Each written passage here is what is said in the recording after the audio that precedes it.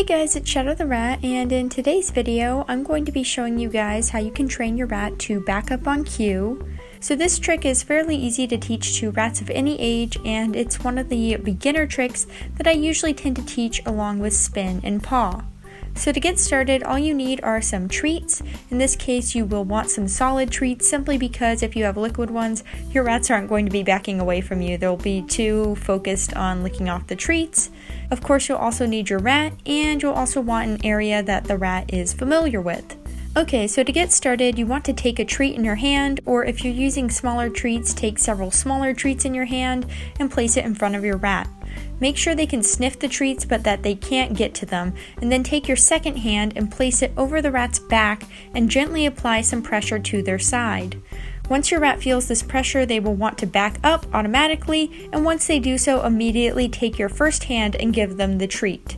Make sure that they don't rush forward to get the treat first, because if they do so, you will be teaching them to just back up and then come forwards, and you don't want that because if we're trying to train a good backup, you want them to keep going backwards even when you have the treat in your first hand.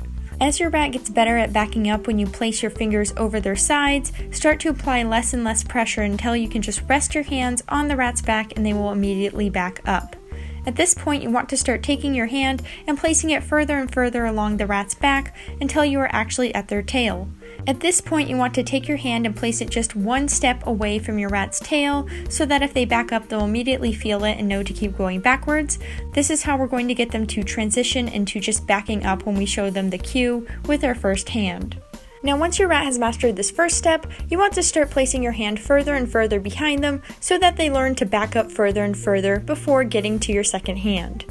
Once your rat will back up at least 5 steps before getting to your hand, then you can actually fade out your second hand entirely. However, I choose not to do so because I use my second hand as a target of sorts to keep my rat's back up very clean. And by this I mean that as long as you have a target back there that your rat knows they're aiming for, they're going to keep going and back up further and in a much more smooth manner than if they don't know when exactly they need to stop. Another great thing about keeping your second hand as a target is you can use it to teach your rat to back around in a circle, or to back onto objects, or to do a wall handstand, and in general it's just very useful to have your rat know how to back up to a target. Okay, so that's pretty much all there is to this trick. Once your rat will back up when you place your first hand down, then they've pretty much mastered it. And once your rat has mastered this trick, there's actually quite a bit you can do with it. You can teach them to back around a circle, as I was talking about before. You can teach them to do a wall handstand or to do a wheelbarrow. There's just so much fun stuff you can train your rat once they know how to back up, so I definitely recommend training it to your rats. So thank you guys for watching, and I hope this video was helpful. As always, you can check out my rat website at www.rattricks.weebly.com, link in the description.